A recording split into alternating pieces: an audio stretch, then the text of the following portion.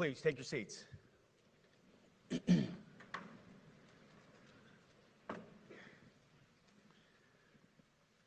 Well, Mr. Chairman, the Joint Chiefs, generals, admirals, commanders, officers, senior enlisted, NCOs, enlisted, and every member of our American military, good morning.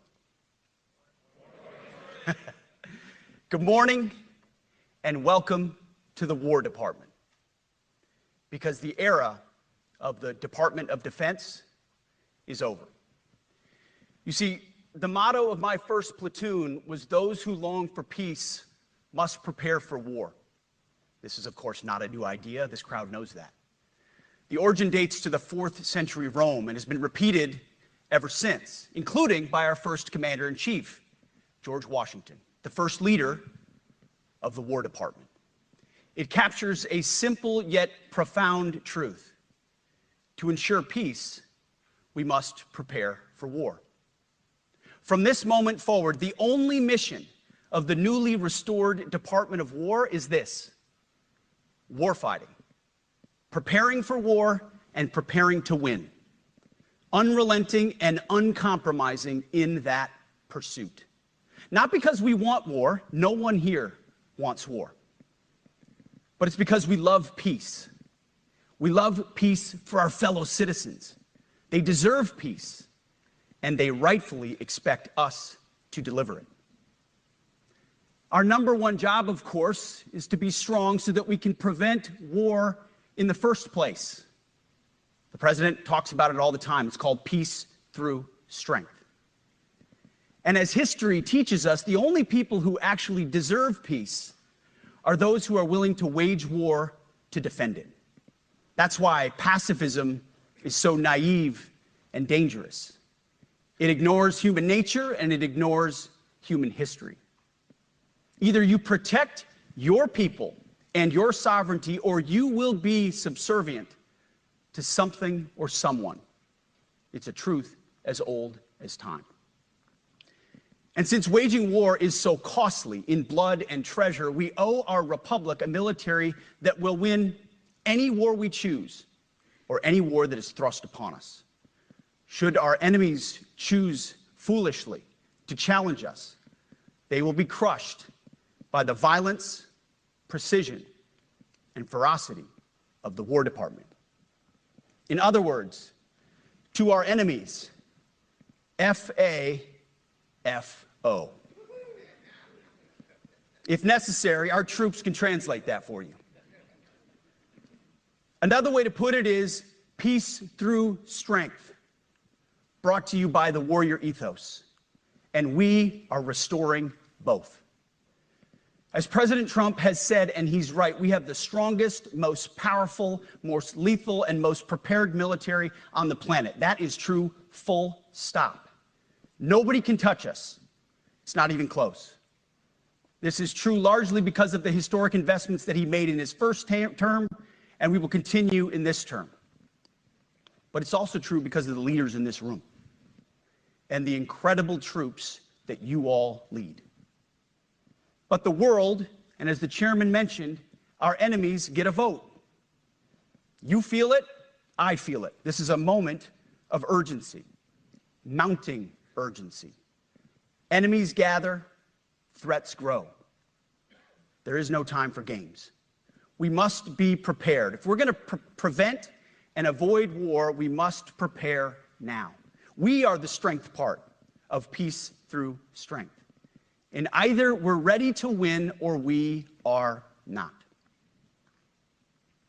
You see, this urgent moment, of course, requires more troops, more munitions, more drones, more Patriots, more submarines, more B-21 bombers. It requires more innovation, more AI in everything and ahead of the curve, more cyber effects, more counter-UAS, more space, more speed. America is the strongest, but we need to get stronger and quickly. The time is now, and the cause is urgent. The moment requires restoring and refocusing our defense industrial base, our shipbuilding industry, and onshoring all critical components. It requires, as President Trump has done, getting our allies and partners to step up and share the burden. America cannot do everything. The free world requires allies with real hard power, real military leadership, and real military capabilities. The War Department is tackling and prioritizing all of these things.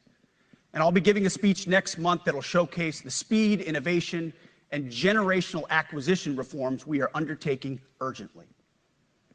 Likewise, the nature of the threats we face in our hemisphere and in deterring China is another speech for another day, coming soon. This speech today, as I drink my coffee, this speech today is about people, and it's about culture. The topic today is about the nature of ourselves. Because no plan, no program, no reform, no formation will ultimately succeed unless we have the right people and the right culture at the War Department. If I've learned one core lesson in my 8 months in this job, it's that personnel is policy. Personnel is policy. The best way to take care of troops is to give them good leaders committed to the warfighting culture of the department. Not perfect leaders, good leaders. Competent, qualified, professional, agile, aggressive, innovative, risk-taking, apolitical, faithful to their oath and to the Constitution. Eugene Sledge, in his World War II memoir, wrote, quote, "War is brutish, inglorious, and a terrible waste.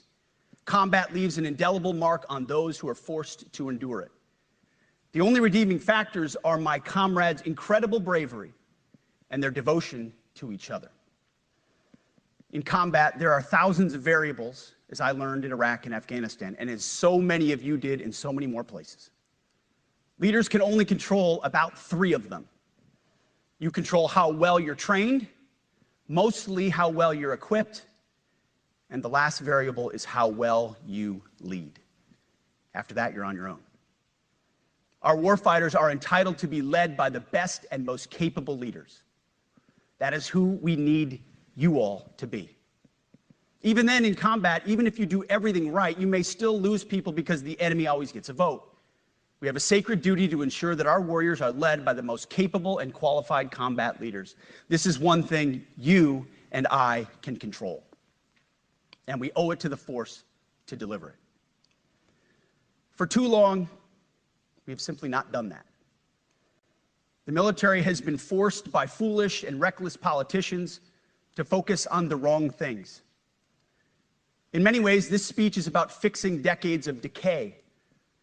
Some of it obvious, some of it hidden. Or as the chairman has put it, we are clearing out the debris, removing the distractions, clearing the way for leaders to be leaders. You might say we're ending the war on warriors. I heard someone wrote a book about that. For too long, we've promoted too many uniformed leaders for the wrong reasons, based on their race, based on gender quotas, based on historic so-called firsts. We've pretended that combat arms and non-combat arms are the same thing. We've weeded out so-called toxic leaders under the guise of double-blind psychology assessments, promoting risk-averse, go-along-to-get-along conformists instead. You name it, the department did it. Foolish and reckless political leaders set the wrong compass heading, and we lost our way. We became the woke department, but not anymore. Right now, I'm looking out at a sea of Americans who made a choice when they were young men and young women to do something most Americans will not, to serve something greater than yourselves, to fight for God and country, for freedom and the Constitution. You made a choice to serve when others did not, and I commend you. You are truly the best of America. But this does not mean, and this goes for all of us, that our path to this auditorium on this day was a straight line, or that the conditions of the formations we lead are where we want them to be. You love your country, and we love this uniform, which is why we must do better. We just have to be honest. We have to say with our mouths what we see with our eyes, to just tell it like it is in plain English, to point out the obvious things right in front of us. That's what leaders must do. We cannot go another day without directly addressing the plank in our own eye, without addressing the problems in our own commands and in our own formations. This administration has done a great deal from day one to remove the social justice, politically correct, and toxic ideological garbage that had infected our department, to rip out the politics. No more identity months, DEI offices, dudes in dresses. No more climate change worship. No more division, distraction, or gender delusions. No more debris. As I've said before, and will say again, we are done with that shit. I've made it my mission to uproot the obvious distractions that made us less capable and less lethal. That said, the War Department requires the next step. Underneath the woke garbage is a deeper problem, and a more important problem that we are fixing and fixing fast. Common sense is back at the White House, so making the necessary changes is actually pretty straightforward. President Trump expects it. And the litmus test for these changes is pretty simple. Would I want my eldest son, who is 15 years old, eventually joining the types of formations that we are currently wielding? If in any way the answer to that is no, or even yes, but, then we're doing something wrong. Because my son is no more important than any other American citizen who dons the cloth of our nation. He is no more important than your son. All precious souls made in the image and likeness of God. Every parent deserves to know that their son or their daughter that joins our ranks is entering exactly the kind of unit that the Secretary of War would want his son to join. Think of it as the golden rule test. Jesus said, "Do unto others that which you would have done unto yourself." It's the ultimate simplifying test of truth. The new War Department golden rule is this: do unto your unit as you would have done unto your own child's unit. Would you want him serving with fat or unfit or undertrained troops? Or alongside people who can't meet basic standards? Or in a unit where standards were lowered so certain types of troops could make it in? In a unit where leaders were promoted for reasons other than merit, performance, and warfighting? The answer is not just no, it's hell no. This means at the War Department, first and foremost, we must restore a ruthless, dispassionate, and common sense application of standards. I don't want my son serving alongside troops who are out of shape, or in combat unit with females who can't meet the same combat arms physical standards as men, or troops who are not fully proficient on their assigned weapons, platform, or task, or under a leader who was the first, but not the best. Standards must be uniform, gender neutral, and high.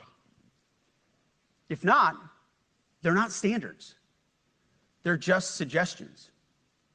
Suggestions that get our sons and daughters killed. When it comes to combat arms units, and there are many different stripes across our joint force, the era of politically correct, overly sensitive, don't hurt anyone's feelings leadership ends right now. At every level, either you can meet the standard, either you can do the job, either you are disciplined, fit, and trained, or you are out. And that's why today, at my direction, and this is the first of 10 Department of War directives that are arriving at your commands as we speak and in your inbox. Today, at my direction, each service will ensure that every requirement for every combat MOS, for every designated combat arms position, returns to the highest male standard only. Because this job is life or death. Standards must be met. And not just met, at every level, we should seek to exceed the standard, to push the envelope, to compete. It's common sense and core to who we are and what we do. It should be in our DNA. Today, at my direction, we are also adding a combat field test for combat arms units that must be executable in any environment at any time and with combat equipment. These tests, they'll look familiar. They'll resemble the Army Expert Physical Fitness Assessment or the Marine Corps Combat Fitness Test. I'm also directing that warfighters in combat jobs execute their service fitness test at a gender-neutral, age-normed male standard scored above 70%. It all starts with physical fitness and appearance. If the Secretary of War can do regular, hard PT, so can every member of our joint force. Frankly, it's tiring to look out at combat formations, or really any formation, and see fat troops. Likewise, it's completely unacceptable to see fat generals and admirals in the halls of the Pentagon and leading commands around the country and the world. It's a bad look. It is bad, and it's not who we are. So whether you're an airborne ranger or a chairborne ranger, a brand new private or a 4-star general, you need to meet the height and weight standards and pass your PT test. And as the chairman said, yes, there is no PT test. But today, at my direction, every member of the joint force at every rank is required to take a PT test twice a year, as well as meet height and weight requirements twice a year, every year of service. Also today, at my direction, every warrior across our joint force is required to do PT every duty day. Should be common sense. I mean, most units do that already, but we're codifying it. And we're not talking like hot yoga and stretching. Real hard PT, either as a unit or as an individual. At every level, from the Joint Chiefs to everyone in this room to the youngest private, leaders set the standard. And so many of you do this already. Active, Guard, and Reserve. This also means grooming standards. No more beards, long hair, superficial individual expression. We're going to cut our hair, shave our beards, and adhere to standards. Because it's like the broken windows theory of policing. It's like when you let the small stuff go, the big stuff eventually goes. So you have to address the small stuff. This is on duty, in the field, and in the rear. If you want a beard, you can join Special Forces. If not, then shave. We don't have a military full of Nordic pagans, but unfortunately, we have had leaders who either refuse to call BS and enforce standards, or leaders who felt like they were not allowed to enforce standards. Both are unacceptable. And that's why today, at my direction, the era of unprofessional appearance is over. No more beardos. The era of rampant and ridiculous shaving profiles is done. Simply put, if you do not meet the male-level physical standards for combat positions, cannot pass a PT test, or don't want to shave and look professional, it's time for a new position or a new profession. I sincerely appreciate the proactive efforts the secretaries have already taken in some of those areas, service secretaries. And these directives are intended to simply accelerate those efforts. On the topic of standards, allow me a few words to talk about toxic leaders. Upholding and demanding high standards is not toxic. Enforcing high standards, not toxic leadership. Leading warfighters toward the goals of high, gender-neutral, and uncompromising standards in order to forge a cohesive, formidable, and lethal Department of War is not toxic. It is our duty, consistent with our constitutional oath. Real toxic leadership is endangering subordinates with low standards. Real toxic leadership is promoting people based on immutable characteristics or quotas instead of based on merit. Real toxic leadership is promoting destructive ideologies that are an anathema to the Constitution and the laws of nature and nature's God, as Thomas Jefferson wrote in the Declaration of Independence. The definition of toxic has been turned upside down, and we're correcting that. That's why today, at my direction, we're undertaking a full review of the department's definitions of so-called toxic leadership, bullying, and hazing, to empower leaders to enforce standards without fear of retribution or second guessing. Of course, you can't do like nasty bullying and hazing. We're talking about words like bullying and hazing and toxic. They've been weaponized and bastardized inside our formations, undercutting commanders and NCOs. No more. Setting, achieving, and maintaining high standards is what you all do. And if that makes me toxic, then so be it. Second, today at our direction, we're ensuring that every service, every unit, every schoolhouse, and every form of professional military education conduct an immediate review of their standards. Now, we've done this in many places already, but today it goes across the entire Department of War. Any place where tried and true physical standards were altered, especially since 2015 when combat arms standards were changed to ensure females could qualify, must be returned to their original standard. Other standards have been manipulated to hit racial quotas as well, which is just as unacceptable. This too must end. Merit only. The president talks about it all the time, merit-based. Here are two basic frameworks I urge you to pursue in this process. Standards I call, my staff's heard all about them, the 1990 test and the E6 test. The 1990s test is simple. What were the military standards in 1990? And if they have changed, tell me why. Was it a necessary change based on the evolving landscape of combat? Or was the change due to a softening, weakening, or gender-based pursuit of other priorities? 1990s seems to be as good a place to start as any. And the E6 test. Ask yourself, does what you're doing make the leadership, accountability, and lethality efforts of an E6, or frankly an O3, does it make it easier or more complicated? Does the change empower staff sergeants, petty officers, and tech sergeants to get back to basics? The answer should be a resounding yes. The E6 test, or O3 test, clarifies a lot, and it clarifies quickly. Because war does not care if you're a man or a woman.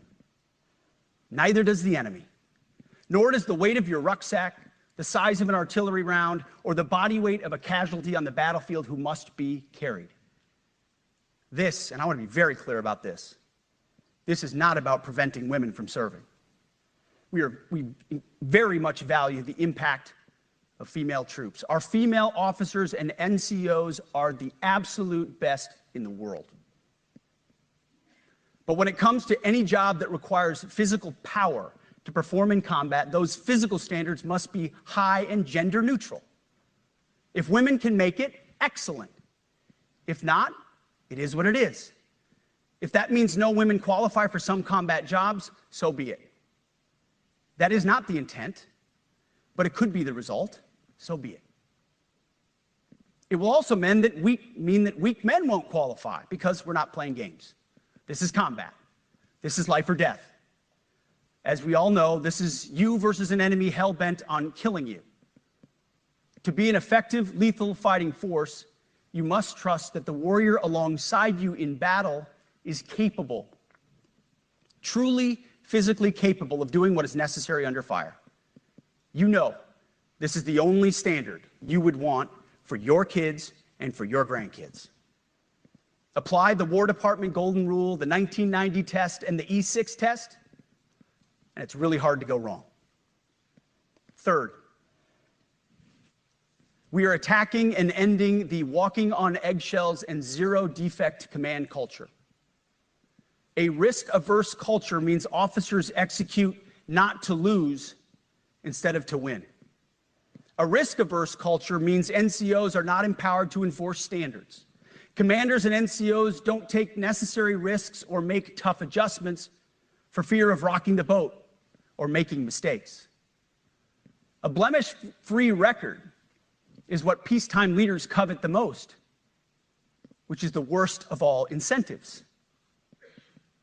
We, as senior leaders, need to end the poisonous culture of risk aversion and empower our NCOs at all levels to enforce standards. Truth be told, For the most part, we don't need new standards. We just need to reestablish a culture where enforcing standards is possible. And that's why today, at my direction, I'm issuing new policies that will overhaul the IG, EO, and MEO processes. I call it the No More Walking on Eggshells policy. We are liberating commanders and NCOs. We are liberating you. We are overhauling an Inspector General process, the IG, that has been weaponized, putting complainers, ideologues, and poor performers in the driver's seat.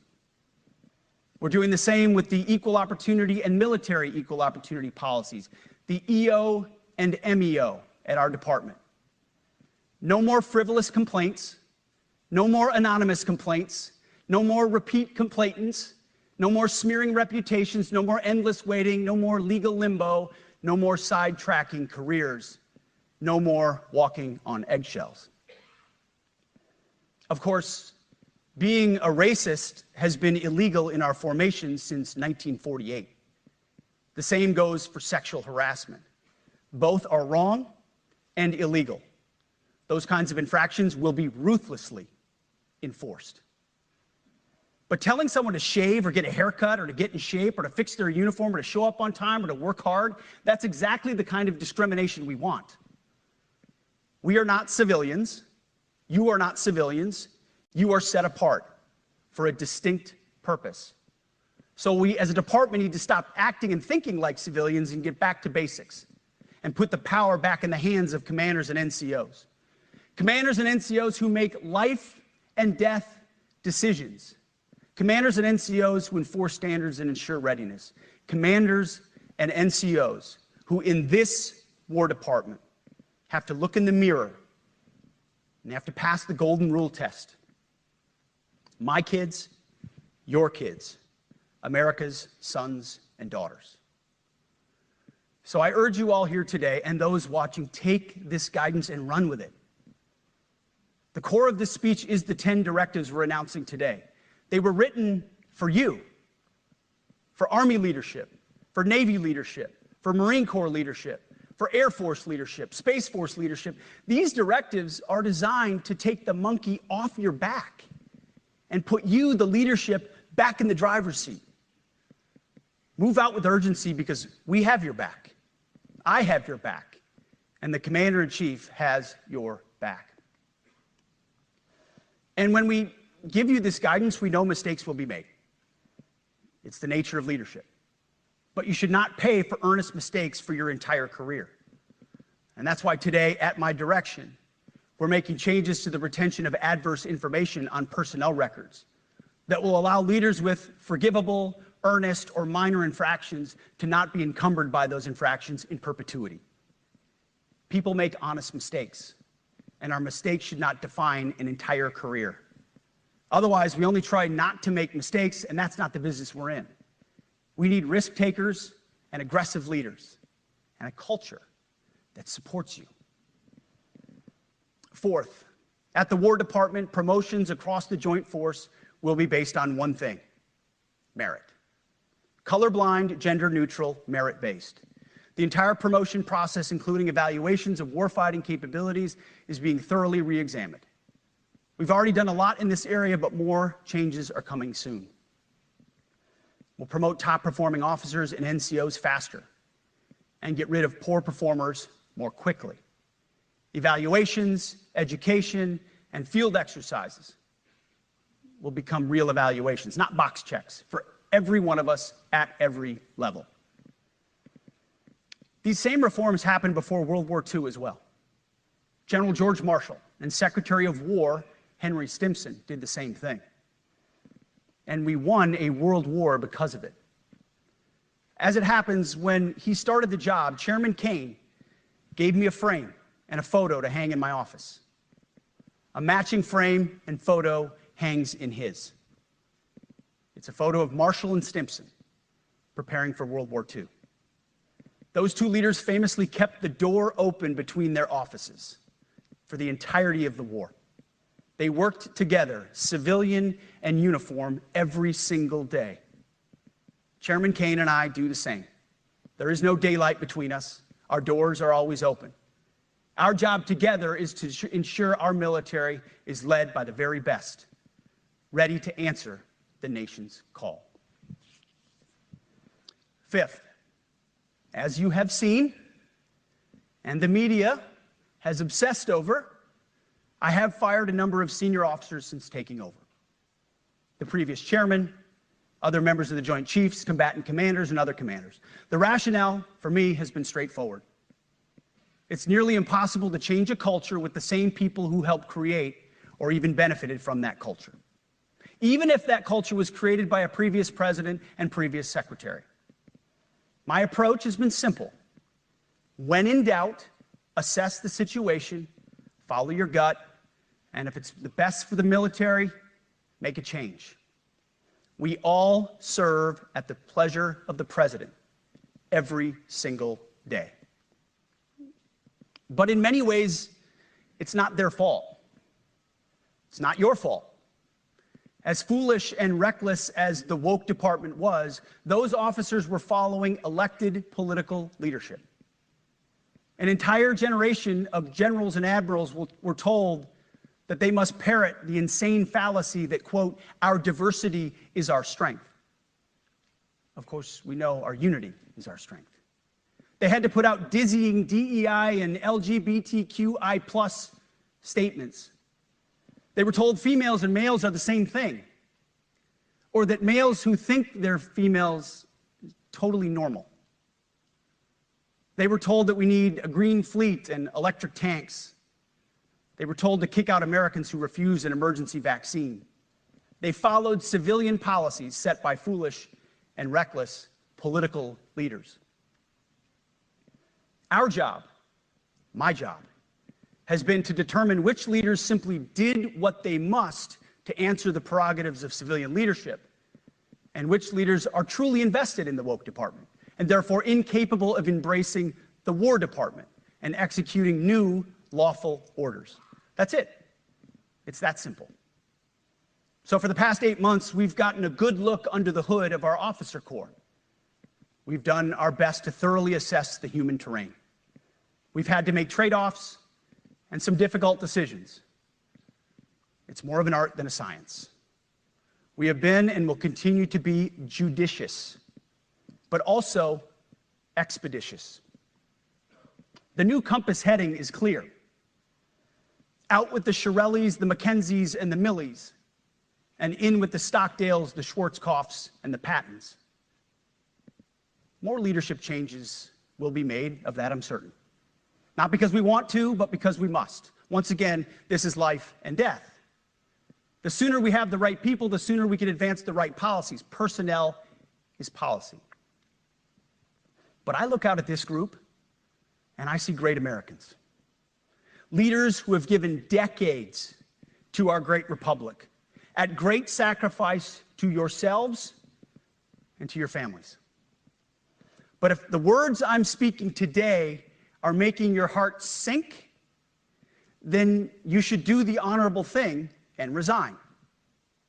We would thank you for your service. But I suspect, I know, the overwhelming majority of you feel the opposite. These words make your hearts full. You love the War Department because you love what you do, the profession of arms. You are hereby liberated to be an apolitical, hard-charging, no-nonsense, constitutional leader that you joined the military to be. We need you locked in on the M, not the D, the E, or the I, not the DEI or the DIE of dime. By that I mean the M, military, of the instruments of national power. We have entire departments across the government dedicated to diplomatic, informational, and economic lines of effort. We do the M. Nobody else does. And our GoFos need to master it in every domain and every scenario. No more distractions, no more political ideologies, no more debris. Now, of course, we're going to disagree at times. We would not be Americans if we didn't. Being a leader in a large organization like ours means having frank conversations and differences of opinion. You will win some arguments, and you will lose some arguments. But when civilian leaders issue lawful orders, we execute. We are professionals in the profession of arms. Our entire constitutional system is predicated upon this understanding. Now, it seems like a small thing, but it's not. This includes as well the behavior of our troops online. To that end, I want to thank and recognize the services for their new proactive social media policies. Use them. Anonymous, online, or keyboard complaining is not worthy of a warrior. It's cowardice masquerading as conscience. Anonymous, unit-level social media pages that trash commanders, demoralize troops, and undermine unit cohesion must not be tolerated. Again, O3s, E6s. Sixth, we must train and we must maintain. Any moment that we are not training on our mission or maintaining our equipment is a moment we are less prepared for preventing or winning the next war. That is why today, at my direction, we are drastically reducing the ridiculous amount of mandatory training that individuals and units must execute. We've already ended the most egregious. Now we're giving you back real time. Less PowerPoint briefings and fewer online courses, more time in the motor pool, and more time on the range. Our job is to make sure you have the money, equipment, weapons, and parts to train and maintain, and then you take it from there. You all know this because it's common sense. The tougher and the higher the standards in our units, the higher the retention rates in those units. Warriors want to be challenged. Troops want to be tested. When you don't train and you don't maintain, you demoralize. And that's when our best people decide to take their talents to the civilian world. The leaders who created the woke department have already driven out too many hard chargers. We reverse that trend right now. There is no world in which high-intensity war exists without pain, agony, and human tragedy. We are in a dangerous line of work. You are in a dangerous line of work. We may lose good people. But let no warrior cry out from the grave, "If only I had been properly trained." We will not lose warfighters because we failed to train or equip them or resource them. Shame on us if we do. Train like your warriors' lives depend on it, because they do. To that point, basic training is being restored to what it should be: scary, tough, and disciplined. We're empowering drill sergeants to instill healthy fear in new recruits, ensuring that future warfighters are forged. Yes, they can shark attack, they can toss bunks, they can swear, and yes, they can put their hands on recruits. This does not mean they can be reckless or violate the law, but they can use tried and true methods to motivate new recruits, to make them the warriors they need to be. Back to basics at basic as well. Of course, and you know this, basic training is not where mission readiness should end. The nature of the evolving threat environment demands that everyone, in every job, must be ready to join the fight if needed. A core credo of the Marine Corps is every Marine a rifleman. It means that everyone, regardless of MOS, is proficient enough to engage an enemy threat at sea, in the air, or in a so-called rear area. We need to ensure that every member of our uniformed military maintains baseline proficiency in basic combat skills, especially because the next war, like the last, will likely not have a rear area. Finally, as President Trump rightly pointed out when he changed the department name, the United States has not won a major theater war since the name was changed to the Department of Defense in 1947. One conflict stands out in stark contrast: the Gulf War. Why? Well, there's a number of reasons, but it was a limited mission with overwhelming force and a clear end state. But why did we execute and win the Gulf War the way we did in 1991? There's two overwhelming reasons. One was President Ronald Reagan's military buildup gave an overwhelming advantage. And two, military and Pentagon leadership had previous formative battlefield experiences. The men who led this department during the Gulf War were mostly combat veterans of the Vietnam War. They said never again to mission creep or nebulous end states. The same holds true today. Our civilian and military leadership is chock full of veterans from Iraq and Afghanistan who say never again to nation building and nebulous end states. This clear-eyed view, all the way in the White House, combined with President Trump's military buildup, postures us for future victories if, and we will, and when we embrace the War Department. And we must. We are preparing every day. We have to be prepared for war, not for defense. We're training warriors, not defenders. We fight wars to win, not to defend. Defense is something you do all the time. It's inherently reactionary and can lead to overuse, overreach, and mission creep. War is something you do sparingly, on our own terms, and with clear aims. We fight to win. We unleash overwhelming and punishing violence on the enemy. We also don't fight with stupid rules of engagement. We untie the hands of our warfighters to intimidate, demoralize, hunt, and kill the enemies of our country. No more politically correct and overbearing rules of engagement. Just common sense, maximum lethality, and authority for warfighters. That's all I ever wanted as a platoon leader. And it's all my E6 squad leaders ever wanted, back to that E6 rule. We let our leaders fight their formations, and then we have their back. It's very simple, yet incredibly powerful. A few months ago, I was at the White House when President Trump announced his Liberation Day for America's trade policy. It was a landmark day. Well, today is another Liberation Day. The liberation of America's warriors, in name, in deed, and in authorities. You kill people and break things for a living. You are not politically correct and don't necessarily belong always in polite society. We are not an army of one. We are a joint force of millions of selfless Americans. We are warriors. We are purpose-built, not for fair weather, blue skies, or calm seas. We were built to load up in the back of helicopters, 5 tons, or Zodiacs, in the dead of night, in fair weather or foul, to go to dangerous places, to find those who would do our nation harm, and deliver justice on behalf of the American people in close and brutal combat if necessary.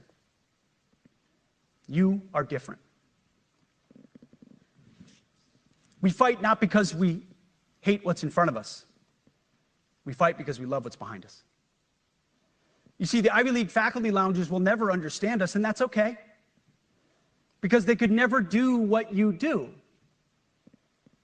The media will mischaracterize us, and that's okay, because deep down they know the reason they can do what they do is you. In this profession, you feel comfortable inside the violence so that our citizens can live peacefully. Lethality is our calling card, and victory our only acceptable end state. In closing, a few weeks ago, at our monthly Pentagon Christian prayer service, I recited a commander's prayer. It's a simple yet meaningful prayer for wisdom for commanders and leaders. I encourage you to look it up if you've never seen it. But the prayer, it ends like this. And most of all, Lord, please keep my soldiers safe. Lead them, guide them, protect them, watch over them. And as you gave all of yourself for me, help me give all of myself for them. And amen. I have prayed this prayer many times since I've had the privilege of being your secretary.